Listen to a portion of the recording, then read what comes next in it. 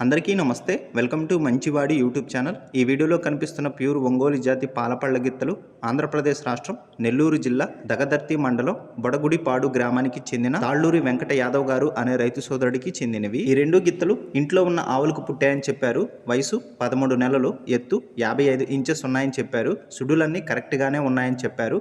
బండి లాగడం, tyre practice లాంటివి అలవాటు చేశారని చెప్పారు. అరకతోలకం మాత్రం ఇంకా అలవాటు చేయలేదని చెప్పారు. తాళ్ళూరి వెంకట యాదవ్ గారు ఈ రెండింటిని అమ్మాలనుకుంటున్నారు.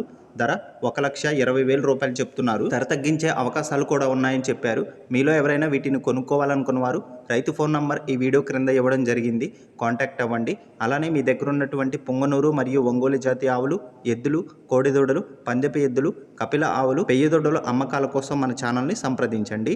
నా వాట్సాప్ నంబర్ 9676992250కి వీడియో తీసి పంపించండి.